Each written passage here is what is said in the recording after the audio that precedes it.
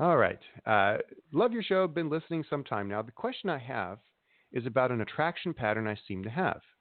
I was married to a man for 3 years who is a recovering drug and alcohol addict, 15 years sober. He was already sober when we met, and I never saw him consume any substances. However, I believe that some of our relationship dynamic mirrored relationships that addicts tend to be in. I've done a good amount of my own work in Al Anon groups. In any case, we've recently divorced, and there's another man who I've known for about 20 years. I've always had a crush on him. We have spent time together on and off over all the years, not while I was married, of course, and we had very strong chemistry and had a lot of fun together. We've recently reconnected and are exploring the beginnings of a relationship, which we have never done, mostly because of geography. My question is this. I think I'm noticing a heavy drinking behavior in the man in the new relationship. It's hard to tell because right now we are long distance and only see each other on weekends and have a lot of fun being out with friends and dancing, etc. So the question is am I attracted to addicts? What is going on in my genes that's making this happen? I think if I could make sense of it on a brain level, maybe I could handle it differently. I just want to add that I'm a licensed psychotherapist, which I suppose could be helpful. But my mom, who I've never seen drink alcohol, comes from an alcoholic system. In any case, what's happening here for me? Oh man.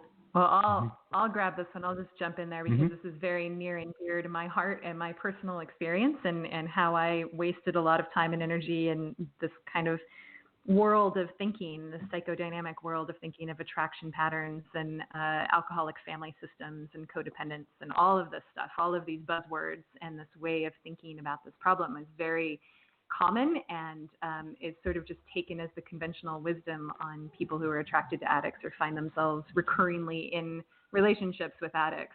And I really and truly believed for probably about 30 years that this is why I had the romantic troubles that I did, and that as a child of an alcoholic family system myself, my father was an alcoholic addict, that I was recreating patterns, trying to seek love in these relationships that I didn't get from my dad, like trying to either, it was always kind of unclear with all of these therapists if I was trying to recreate my childhood patterns or fix them. There's a lot of thinking in this sort of approach, in this pop psychology approach, that you're essentially recreating the pattern so it can arise so you can heal it, which never made sense to me even when I was deep in this method of thinking. So I totally get why she's asking the question this way and thinking about the problems this way, especially with a psychology background. But really, this comes down to personality, like everything else does. The attraction pattern is a pattern of attraction you have to certain personality traits. So when we're saying that, someone is more adventurous or more fun or more spontaneous, or you have more chemistry with them, these are all the words that you'll hear people talk about with relationships that are rooted in addiction. That's just more openness. It's less conscientiousness. It's less stability. These are the things that you're actually attracted to. You're not attracted to the addict per se, or the fact that he comes from an alcoholic family system that matches up with your alcoholic family system, and therefore you're going to find each other to heal each other's wounds. You just have the personality preferences that you have. And so you're seeking that out in a recurring sort of way. And those personality traits tend to travel with addictive genes. And certainly those traits can certainly be very much exaggerated by addictive patterns. So less conscientiousness means you are more likely to drink early and often in your early adulthood. And if you have the alcoholic genes, you're more likely to get yourself into that situation. So they're grouped together in these really complex ways that are again leading you down this path of thinking that you're attracted to the addiction instead of the personality. But I think that this is a situation where the personality is being amplified by active addiction, and that personality is going to appeal to somebody who's attracted to someone who has sort of a wild streak and really has that tendency to be a junkie for a whirlwind romance, all of that kind of stuff.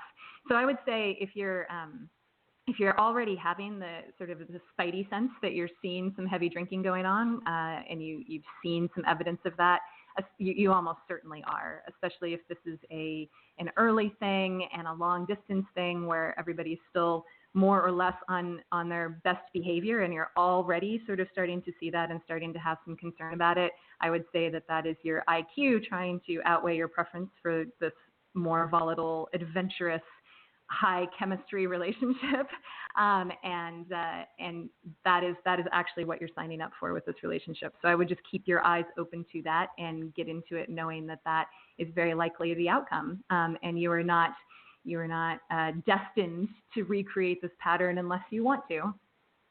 So that's my general take on that. Yep. That's great. So it's a little depressing for those people who are attracted to those personalities that just happen to become addicts on everything, right?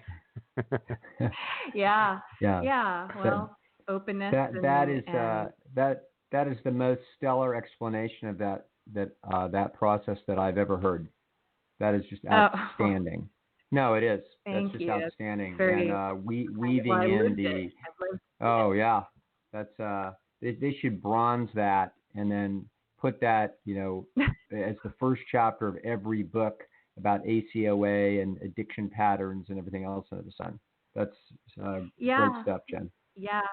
There's it's such a huge industry. It's, and I spent years in and out of ACOA. This is adult child of addicts, alcoholics, if people are unfamiliar, and also in Al-Anon meetings. And, I'm in recovery myself. I'm 6 years sober. I inherited the addict genes from both sides of my family, but particularly my dad. So I've, very steeped in 12-step thinking and all of this, and just totally makes enough sense to keep you hooked into it for a really long time. And I spent years and years trying to figure out, why am I codependent? Why have I developed codependent? Well, I'm conscientious and I'm agreeable. That's what codependence is. So if you're conscientious and you're agreeable, you're going to find yourself systematically getting into relationships where disagreeable, low conscientious people, particularly in an active addiction, are looking to exploit your conscientiousness and your agreeableness. And lo and behold, you're in a recurring pattern, and you've got an attraction pattern to a certain type of person because you're trying to heal childhood patterns. No, you're not. You're in a personality equilibrium with shitheads. So that's what it is, and you can get out of it if you want to. There you go. By the way, fantastic. Jan, if you're not busy this weekend, could you come over and help me clean out my garage? Oh,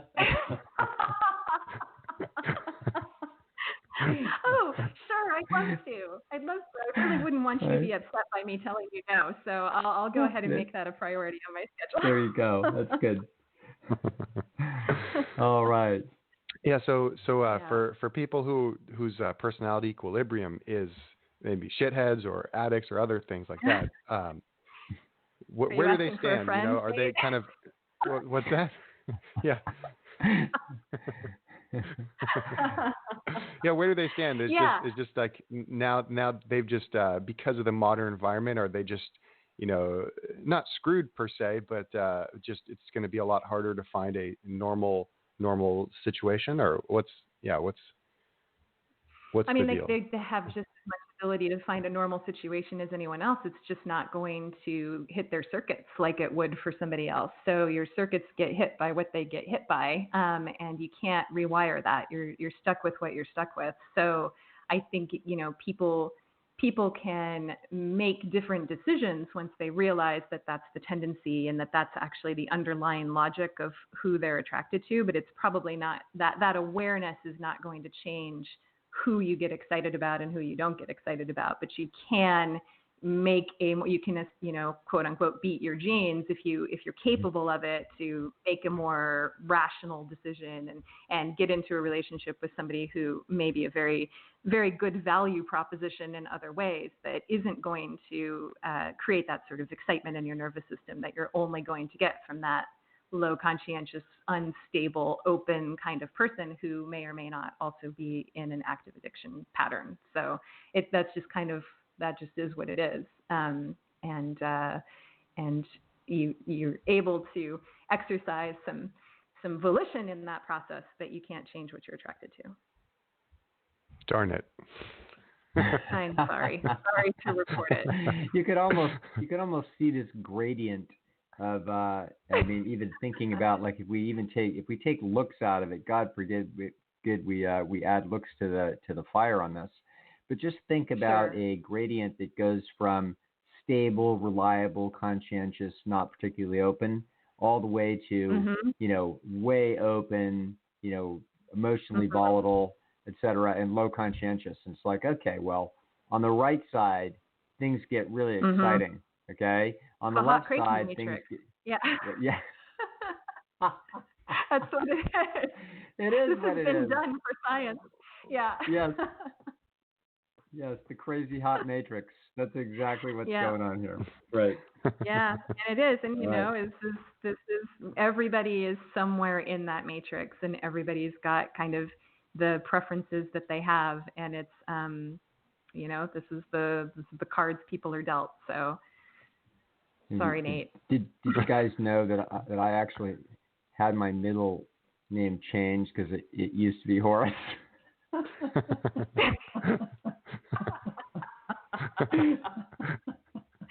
Well, what a terrible scarlet letter to carry around.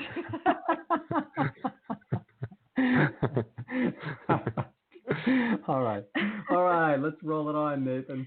I was going to say, my middle name used to be AH, but it doesn't stand for asshole. It stands for Aspiring Horace. So, yeah.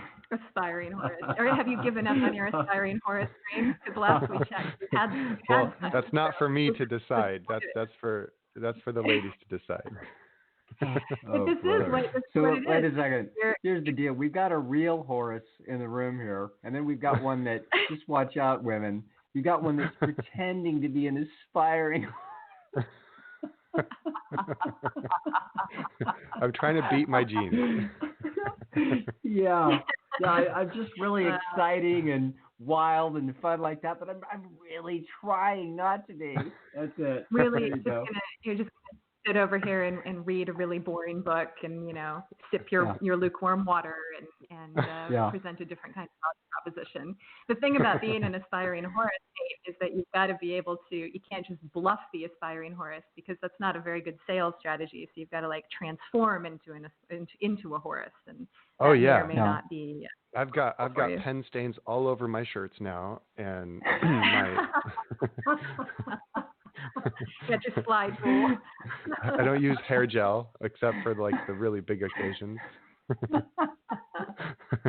you have great potential yet. We're not giving up on you yet. Uh-oh, ego trap, here I come. Oh my there you go. Yeah. All right. Well, roll it on. Speaking of control, our next question is about the term control. Okay, so I often hear the term control thrown around in pop psychology and fiction. It often turns up in dialogue, like one person's asking why the other did something stupid or self-destructive. And the answer is being, quote, I just really needed to feel in control just for a minute. Or is there the notion that people will calm down when given the illusion of control? What are your thoughts? Well, if you think about this, that what there is facing any human action is you have a value that you're attempting to attain or to defend. That's the only reason for any action at all. And so in that pursuit, there are probabilities of success that are associated with it. And so obviously it doesn't bother us too much to bend down and tie your shoelaces. The value is you're going to reduce the likelihood of stepping on your shoelaces and losing your shoe, and your statistical likelihood of being able to tie your shoelaces is very high, extremely high when you're an adult. Notice that it's less high when you're 4 years old and you're just learning. And so so there's a perceived probability of success that's attached to the value that you're seeking. Now, if the value that you're seeking is substantially high enough and your perceived probability of success is low enough, it's going to generate a discernible feeling that we call anxiety. And this is just me, hanging out in bars and an attractive woman comes in. That just generates But since we sort of know my middle name is Horace, I'm not in a bar. But if I were, that would happen. Now, and so the notion of control is simply the notion that one has a very high perceived probability of success over this outcome. Mm-hmm. And so so one may have, it might be, for example, a bunch of social influence that we have over the outcome, like no reason to have my, daughter worry about whether or not she's winning the beauty contest because I've bought off the judges. And so I don't have a lot of anxiety about it because I'm controlling the situation, all right? So your anxiety is going to be relative to the degree of control or perceived probability of success multiplied by the gene value that's associated with whatever the outcome we're seeking. So a kid that's trying to tie his shoelaces in front of his mother's friends, and his mother saying, "Oh, look at how Johnny can tie his shoelaces," and he's just learned how to do it, and he's not that good at it, and he sometimes fails. So now he's got a lot of anxiety. Okay. And now as he's working diligently and focusing on this while everybody's watching, as he fails and messes it up, he can feel the sinking feeling and the anxiety and the embarrassment. But then his mom says, "Well, try again," and he starts again, and then he gets it right. He can feel the excitement that comes with his increased statistical likelihood of success, etc. Now this is that we're watching the degree of anxiety essentially is the perceived probability of success times the amount of value that's in the equation here, which is the esteem of the people watching and his mother, etc. Now, do we seek, quote, control? Of course you do. You want to have a very substitute for the word control, substitute perceived probability of success. And particularly that's going to be important with respect to the notion of anything where there's a high value associated with it. So you can see that in some wacky, self-destructive thing constructed by Hollywood, where someone says, "Well, for a minute I needed that. I wanted to have a feeling of control. That's why I did some crazy thing, like in court, or I just said this or did that." Well, that's because you actually, and yet it looks self-destructive in retrospect, because what was really happening is the person simply took a tactic that they thought might be successful, and they didn't do it in order to get the feeling of control, which is what Hollywood might want us to believe. The reason they did it is because they had an array of options, and one of those options their brain calculated was the best statistical odds of success, even though other people might say, "What the hell are you doing? That was exactly the wrong thing to do." Okay? And of course, it makes for great theater to have someone do something that you can see how there are certain inputs, like, oh, I don't know, you drink you're very thirsty on a desert island, and you drink something, with acid in it, just to get the feeling of that you were drinking some water, even though you knew that it was destructive. Okay, that would be a great sort of Hollywood prototypical kind of situation that the person is describing. And it makes for great theater because the observer says, "Oh my God, you're making a huge mistake." I can't believe you did that. And so we watch in horror as a mistake is made.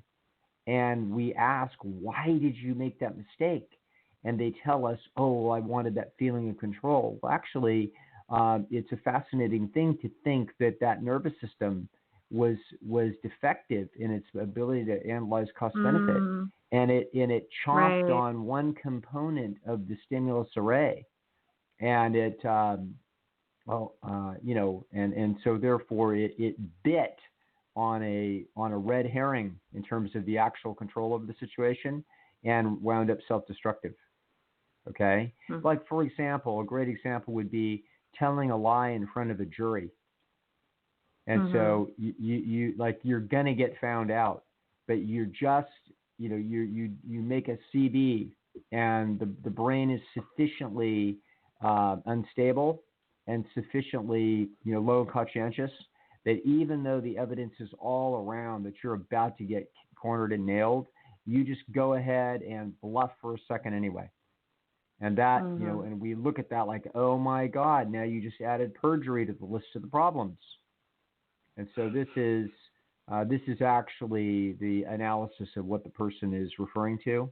And so it actually is a nice recurrent motif that you'll see in Hollywood, because it has the observer like take a deep, sharp breath and say, "Oh my God, I can't believe you bit on that." And so we can have that feeling as an observer that we're observing a mistake, and that we would not have made that mistake. But there's something curious and fascinating when we watch people make mistakes that we think we know that there's a mistake, and we're seeing a brain that might be similar to ours, and we watch that they bite on it, and that they have that they cost themselves perhaps dearly in that error. And those are instructive moments for observers. They're like, wow, isn't that something interesting? Really important. Mm-hmm. Yes. Not only is it important to notice that we might bite on something like that, but it's also useful to know that our friends, family, when in the clutch and under the pressure, might make a similar mistake. And therefore, we have to add that into our calculation in terms of the outcomes of a complex social variable. So if we had a tribal situation where there was essentially a jury and cross-examination, and we had watched people make this kind of mistake, and then we thought that our child was in that situation. We've got a 17-year-old son that is now in some hot water, and we're thinking, you know what? He might perjure himself. He might be very tempted to do that, and that would actually be a mistake. And so this is why these kinds of incidences are of interest to humans, and I think that's why it's a recurrent theme in fiction. Mm-hmm. Mm-hmm. That's fascinating. All right. Hollywood's was that like a super normal stimuli of social situations. Yes. Right. Mm-hmm. Exactly. Yeah. That's right. Very good. All right. Our next question. All right. Good. All right. I'm a male, early 20s. I've been on a whole plant foods diet for about 1.5 years. Now, arguments I can handle. I'm pretty disagreeable, but my family has been emotionally blackmailing me, having what amounts to interventions with my mother crying, them saying that I'm wasting away, and I will one day find myself in an ambulance. I'm 5'9" and about 132 pounds. I lost about 20 pounds early on and have not lost any more weight for over a year. I've always had low muscle mass, even when working out. I've come to think that I'm just naturally low on that bell curve. But for a year, I've finally been able to do proper push-ups, pull-ups, and the like, and generally feel fine. I feel distance from my family, and I've come to dread spending time with them. What can I do?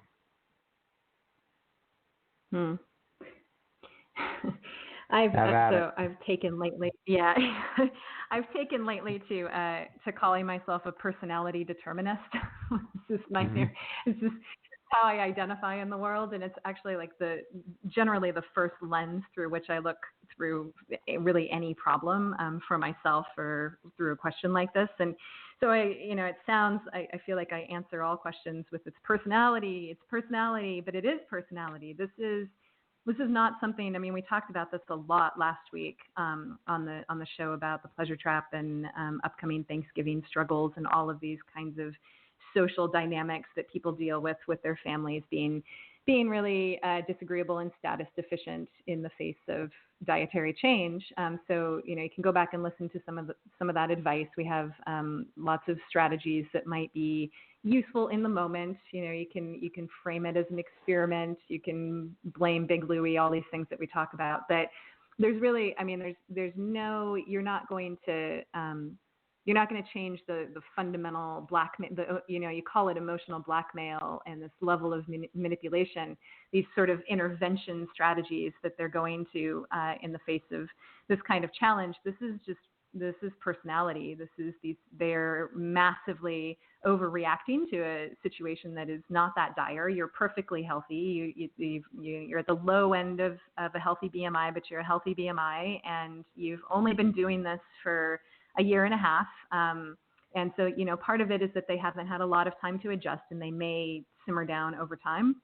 And so getting through this first holiday season is going to be the gnarliest on that front. But yeah, I would say this is a case of just limiting your interactions around this problem and potentially limiting your interactions with them in general. I mean, if you dread spending time with them, then you need to spend less time with them.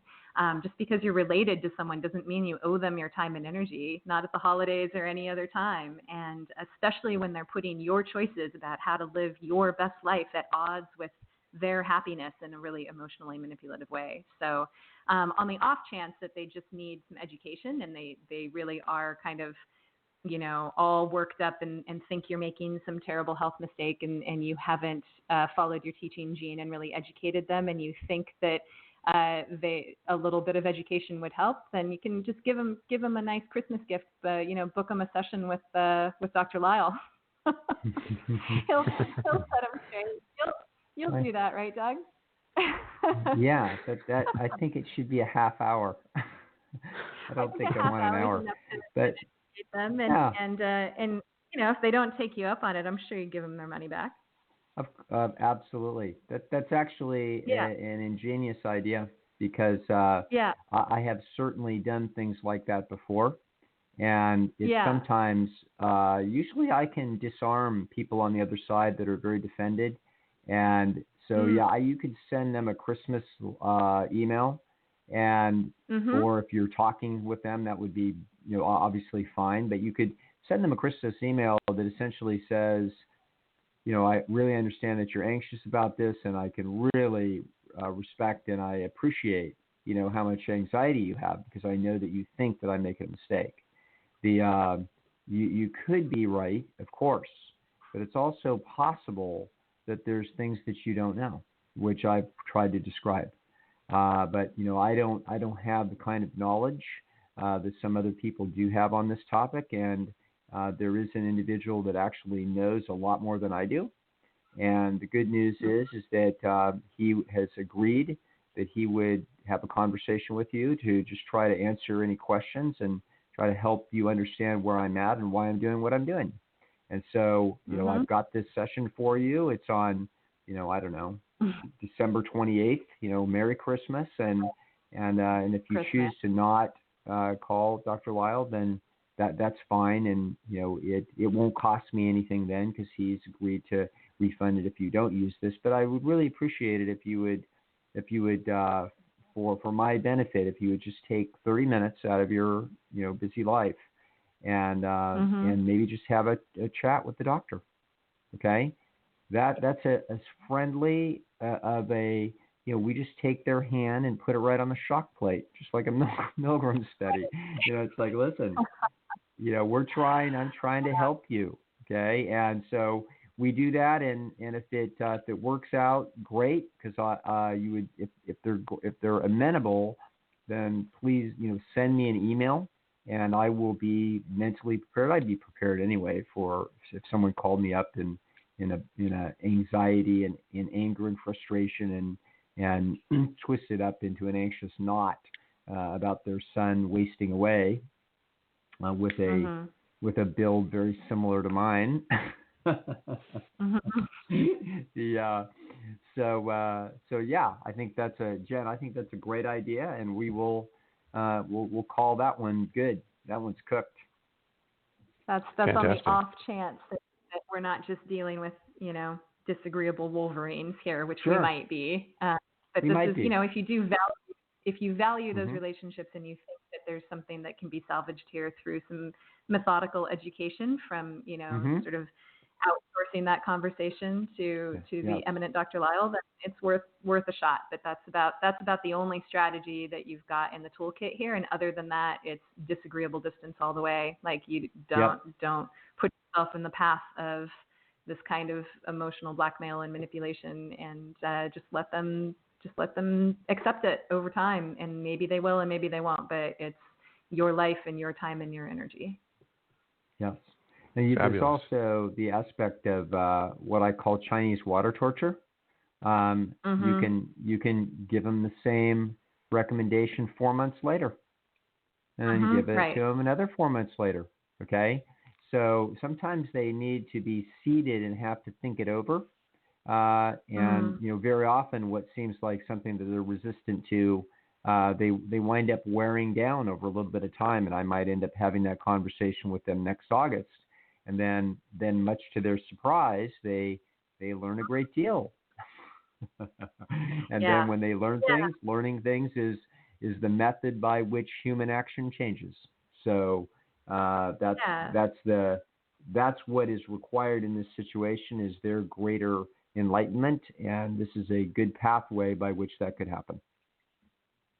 Yep. Fabulous. Here we go. All right. I suspect, Dr. Lisle, you're going to get a few of these. All right. No. Oh well. Yeah, you're welcome. So I'll start available. Hey, listen, Dr. Hawk's available too. Trust me. Yeah, I'm happy to do the same thing. Of course. There you go. You're a lot more tolerant of the disagreeable personality than I sometimes can be.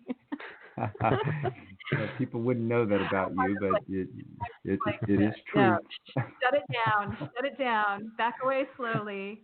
There's nothing to be done. Yep. All right. What else do we have? All right.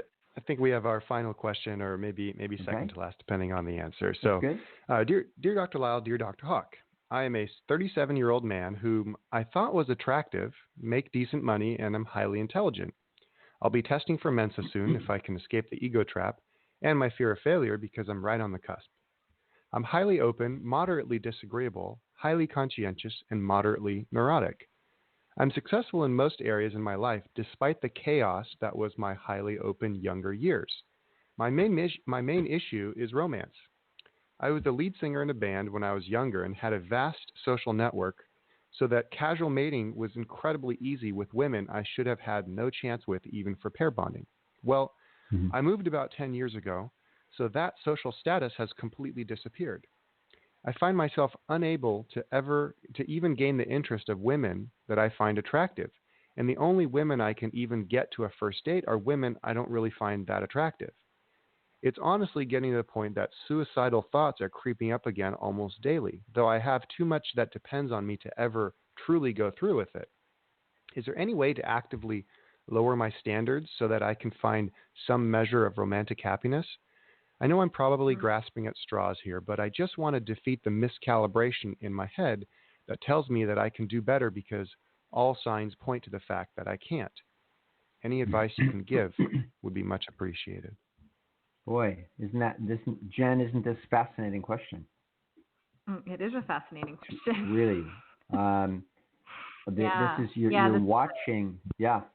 Made this calibration for good reason. Like this is why, when we talk about personality mattering so much, it does, but your life history does matter. I mean, when this is the role that the environment does have to play. So this guy has been biased in the direction of his life experience, and it continues to color his calibration in a really relevant way. Yeah. I would say, I guess many people would listen to this story and say, yeah, why aren't you in a band now then? Yeah, get back in the band. Get the band together. get the band back together. If you were the lead singer and you still got pipes, then I'm not sure why we would have abandoned that strategy that was so successful. So that's something to question what we're doing. And if you're trying to join Mensa, I just don't think that's a good place to find dates. Yeah, you're not going to or bandmates. Even or bandmates. or bad. Yeah, I think that what we're seeing is that the person took advantage and very effectively of a a strategy that I call stack the deck. So stack the deck is a way to essentially bias your relationship to the social environment in a way that helps aid your competitive situation with respect to human sexuality. And so this is why just recently I had an older woman trying to figure out how she was ever going to get a husband, and she was in a little bit of a sort of a pretty dry spell for a period here, and she wound up almost accidentally getting involved in a collectible, and the collectible was something that a lot of men collect, and so as a result, she got herself behind a little booth at a collectible fair and got hit on all weekend. Okay, that's what I call stack the deck. This is a replay of a situation that I had probably 15 years ago, where a woman that had lost her husband, the husband had been a really one of these guys that knows everything about cars. I can't remember what type of car it was. I think it might have been Corvettes or something like this. And so it turns out that this lady knew a tremendous amount about Corvettes. And so she, in the middle of our session, we were trying to figure out how she could stack the deck. And she said, I should just go to car shows. I know so much about Corvettes. And these guys, just want to talk all day long about these things. This is not going to, she instantly, this was a beautiful example clinically of watching someone's self-efficacy change instantaneously. From low self-efficacy, facing a life in her 60s of indefinite loneliness, to literally 18 seconds later, as she starts to grok through as her brain analyzes in its mind's eye and its imagination, replaying data that was already in the system from many years earlier. It now rewired or essentially reanalyzes the CV and her perceived probability of success, firing instantaneous excitement, confidence, and motivation to do this. Instantaneous. This is one of these. I would explain this to my colleague in years past, Dr. Richard Seidel, who one day we'll hear from on this podcast, about how that this will happen when you get it right. And he then started doing this, 2 decades ago, and he loves it just as much as Jen and I do.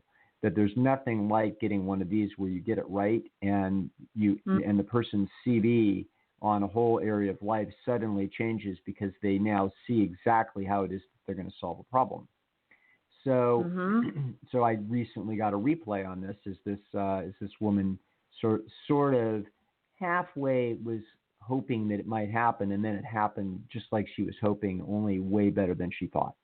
I.e., fish where the fish are. So casual mating, where is there casual mating female opportunity? Answer: in a place where there's alcohol and music. Right. Okay, and where you're creating the music, and it's a fitness indicator. So this is, of course, an excellent place to be if it makes sense for you at this point in your life. If you don't have vocal cords anymore and you're gone, but you've still got rhythm and you've got cool and music, time to learn the guitar maybe. If not, what we're actually watching inside this person's nervous system is an open loop, that the too much of the brain's neural circuits that are attempting to solve the problem. And if you think of the nervous system, something like a thermostat, in other words, the discrepancy between what we're getting now and what some of the neural circuits believe that we could get, generates that delta, generates both neurological and physical action that is designed to cause behavior that closes the distance between what we are getting now and what we think we should be getting. That's how that works. So a young man who thinks that he could be a basketball star by watching other people and comparing his general physical gifts to others, then he looks at that and says, I think I could do that successfully. So if you're 13 years old and 6'3" and you can jump really high, I expect it's not too long before you're on the basketball court, because your brain calibrates the what you're getting now and what you could be getting, and it runs the CV on that and generates motivation. So when you are puzzled, as this person is now, he's finding out that, gee, it wasn't just his good looks in front of the band. It was a more complicated combination, or an elixir of his display that was driving the success. So now we're not sure what about that was what it was, but we know that it wasn't just his handsomeness and his basic personality when women are sober. Okay? So as a result, what we want to do is we may want to take that very seriously. If you've got those chops, to go back into the same type of arena and see what happens. And essentially, because your brain will recalibrate to some degree if you have continued failure after all of your reasonable options have been spent. Okay, so if you think that you're worth, I had a young man with a big streak of arrogance. Big streak of arrogance coming out of Fine University. That it wasn't Harvard, Jen, but I mean, it was pretty good. Pretty good. Maybe. The thought he was going to make this pile of money when he came out, and so he had to find out that he was wrong, that he had overestimated what he thought. So he sort of was turning up his nose at job offers. And then finally, he had to take one that was down at the level of the people that he'd been turning down earlier, because he found out that he was miscalibrated. Okay, so this is not a disaster. It's just a reality that we have to face, and it's uncomfortable to go through the essentially downgrading process. And so it doesn't feel good to go through that. But once you go through it, you habituate to it, and you're okay. You're fine. And so this is what this individual is essentially seeking, is to have that process work. But the only problem is he hasn't done the best job of filing his job application. And so as a result, his brain's got an open loop in there saying, hey, we haven't fired our best shot yet, so why would we be giving up? And so this is why I would tell you that the reason why you're struggling with this and that you don't have inner peace is because you literally haven't even returned to the arena of your previous outstanding successes. So I would suggest that you do that first and then see what happens. Yeah, and he probably, the way that he's phrasing this question, where, his great success that is behind him is in a different place, and he's moved since then. I suspect there's a lot of little components to why he feels that he can recreate the magic of his youth in this way, like, and at a specific time and a specific social network. But part of that recalibration process and closing this loop for him is discovering that, he's going to have significant mating advantage. I mean, I've lived in so many sleepy little towns where the open mic night at the local, crappy little bar, there's enough cachet associated with getting up on that stage and playing a few songs. I mean, the guy at the hostel who plays the guitar has a casual mating advantage over any other guy at the hostel. So there's a process that he needs to probably go through where he can recognize that he can play a higher game and do better on the market than he's doing right now without recreating exactly what he had in the past, which is part of the nature of the trap that people get into. They know that they can't do exactly what they did before, but what you can do is some approximation of it, which will very magically in the nervous system recalibrate to this very peaceful place where you do realize that you're giving your best to the competitive problem and getting the best that you potentially get in return, and everything just normalizes out from there. But it's probably not going to look like the big rock band you were in the other city 10 years ago. Right. I think, we can smell the possibility of the ego trap. Essentially, he's worried about facing what the delta is between what the new experience could be versus what the old one was. And there's probably no better psychological escape in the world than gritting your teeth and getting your way through the ego trap. That the relief of being on the other side of the ego trap is immense. So I would say grit your teeth and let's go find out where we're really at right now, because right now we don't know.